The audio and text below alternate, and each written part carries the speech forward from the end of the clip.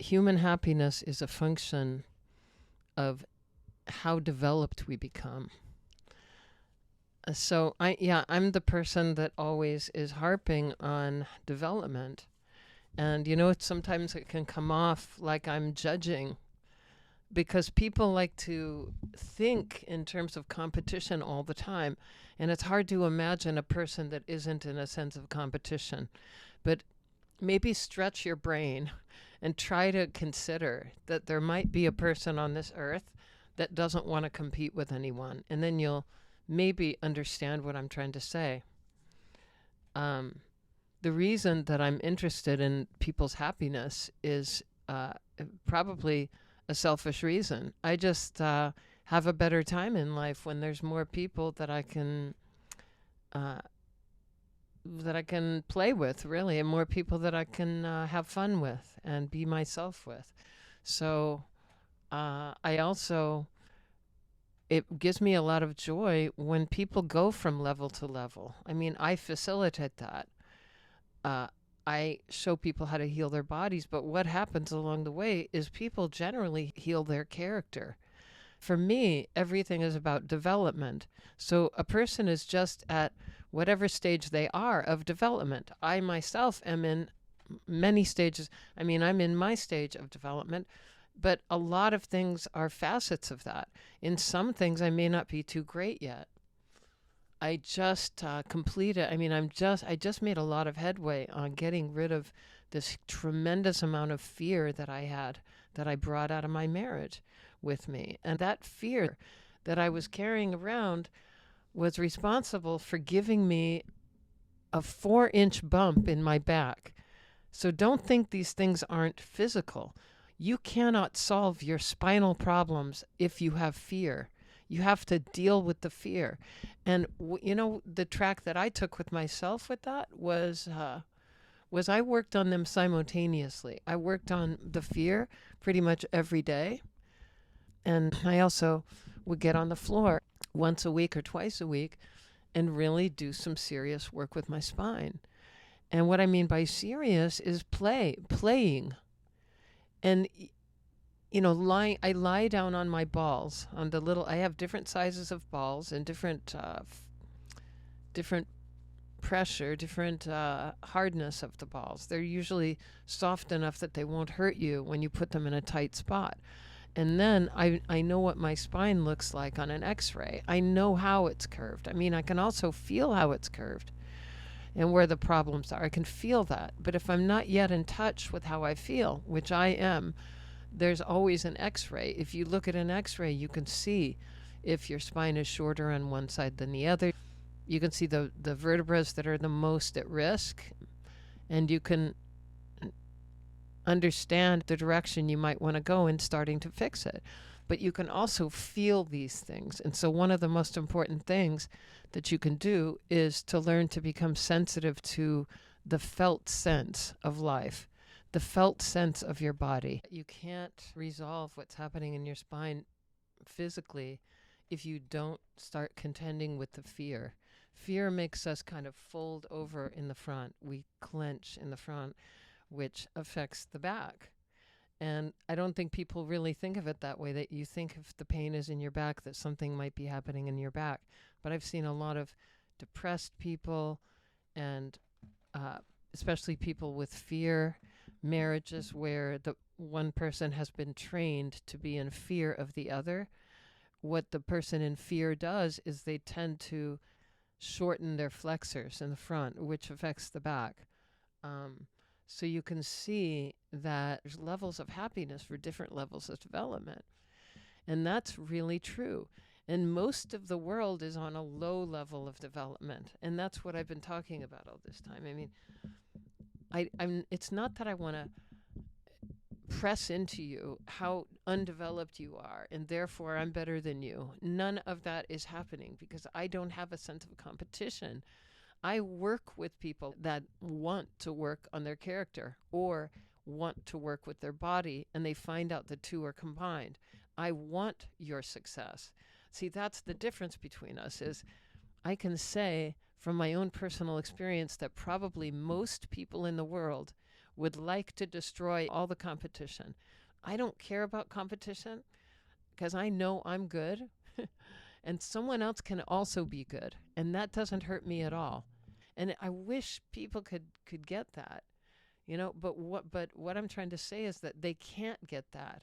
People that are on a low level of development and haven't ever developed, they are in a state of competition. That's only one of the problems. They're also full of defense mechanisms, and it's truly exhausting. Like denial, distrust, blaming, projection, rationalization, and intellectualization. That's the lowest rung of the ladder, if you want to see it as a ladder. Sometimes when I talk about this, someone pipes up and they say, it's not a hierarchy.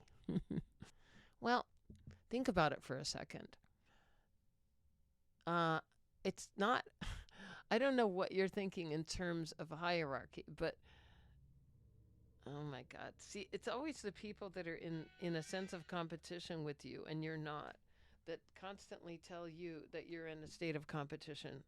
And it's just not true. But you can't see, because of their limitations, because of their own non development, they project onto you their non development and then they proceed to beat you up for the flaws they see in you that they invented because they're really in them. That is how low developed people operate. They also tend to put on a lot of, in their physical layer, they tend to put a lot of chronic muscular tension. And, you see these people kind of get on a downward spiral because we all have different spots where we put the chronic muscular tension. But if you have chronic muscular tension anywhere, that's a communication from your body to pay attention to something. It's usually something you're not facing or something that you can't admit or something that you need to work on that you're ignoring. So that's the lowest level. So that's the lowest level of development. Most people are there. Like one out of every 1,000 is not there. But most people is there, okay? Then the next rung, maybe you start to kind of realize that you're living on a lower level of development. Maybe you start to look around and you start learning, and maybe through having a mentor, maybe through just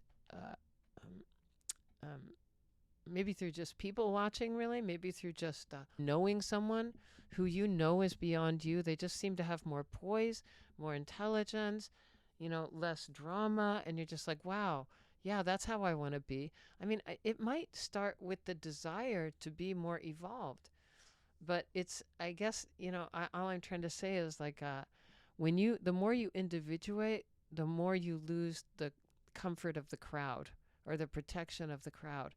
When you mature, of course, you're individuating, you're becoming more yourself. At a certain point, you really are growing in ways that are completely unique to you. Somebody else will have a different path of how to grow, but you're growing according to your own ability to detect what you need and follow the path. So you grow a little bit more. Again, it's not a competition, but again, once you do that, you find that many people that you knew before are now, they just don't get you. Or they're mad at you, or they think you're too big for your britches, or they think you're showing off, or they can think anything they want, but just don't hang around with them too much. You can outgrow people. Be okay with walking away, because it's just not good for your soul to hang around with people that are not closer to your level. A friend of mine once said, he said, if you're one level above someone, they want to worship you. If you're 2 levels above someone, they want to kill you. And I have found this to be true.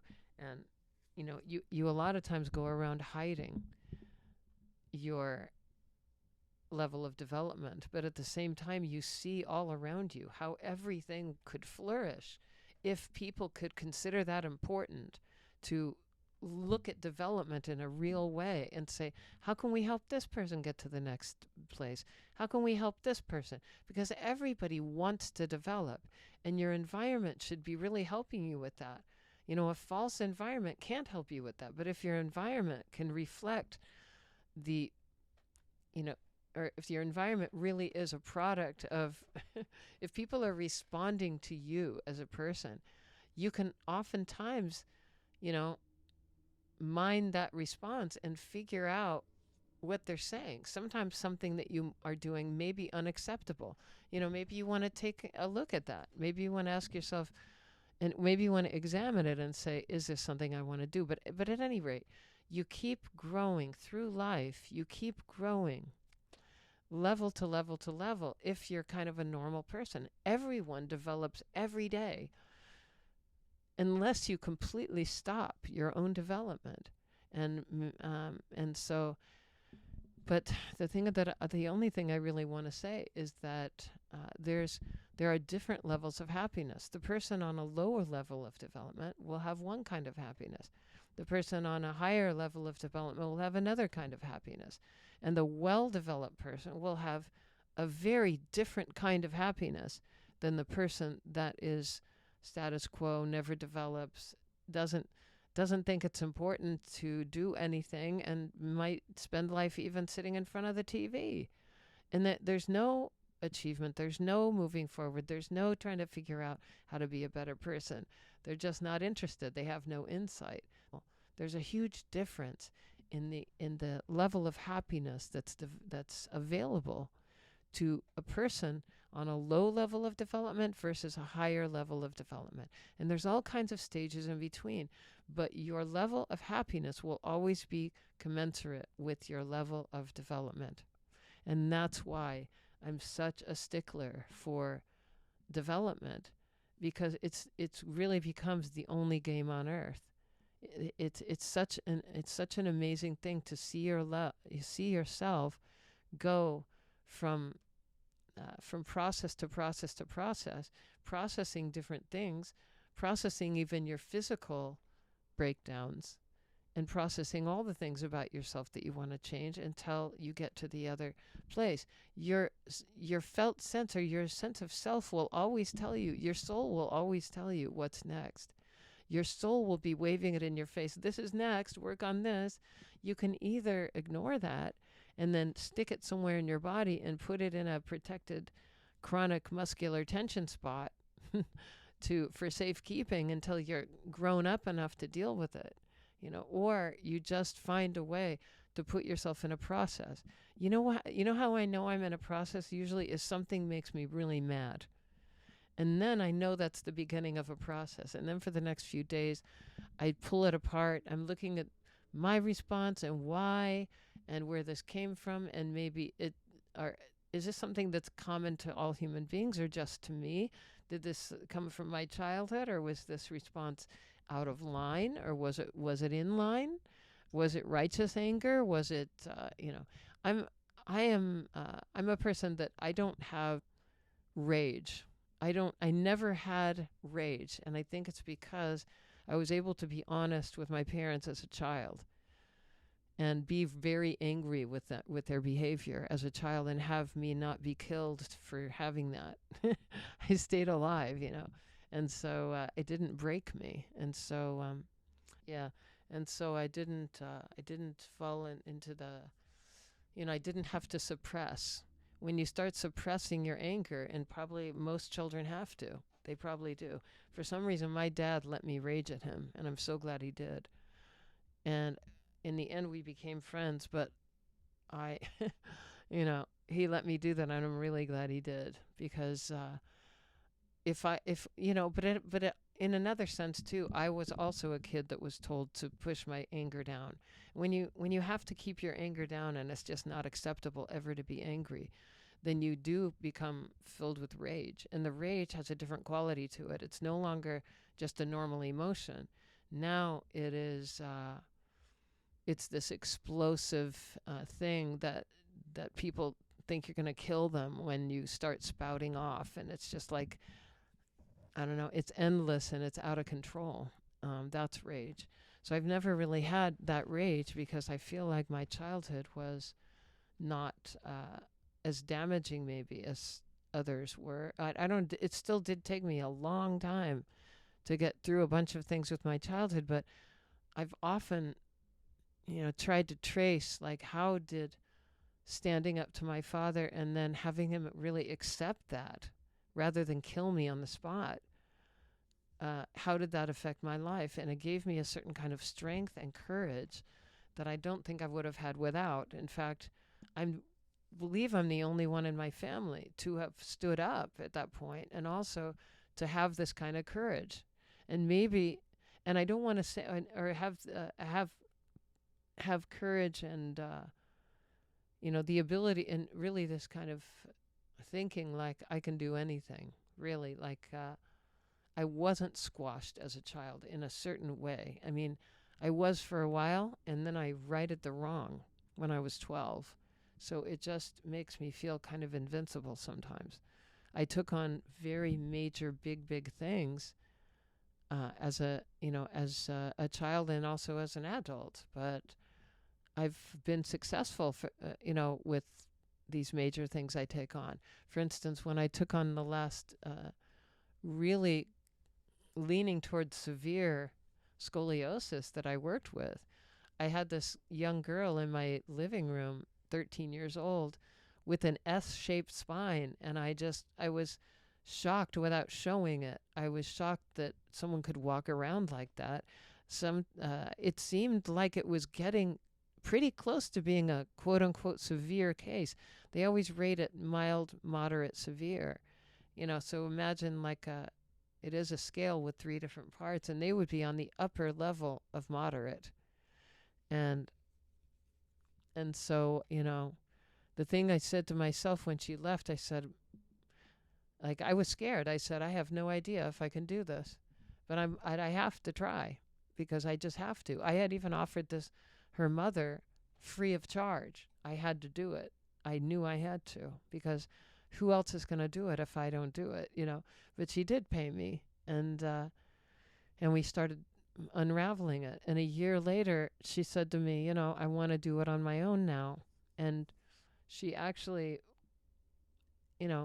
stopped coming because she felt like she was doing it on her own every day, and it was working. She actually found a way to play with the edges of the scoliosis for a year and corrected it. I mean, that literally blows my mind. And it was our combined effort, that most of the progress happened by herself at home, on the roller and on the little other things that I showed her how to do. And I mean, I'm kind of blown away. But the way I work with people is I give them everything they need to do it themselves, because they might have to do it more than this one time. Scoliosis is an emotional, physical problem. And it usually comes from fear. And the way this girl described it is, she said she had someone in her life talking to her in a pushing down kind of way.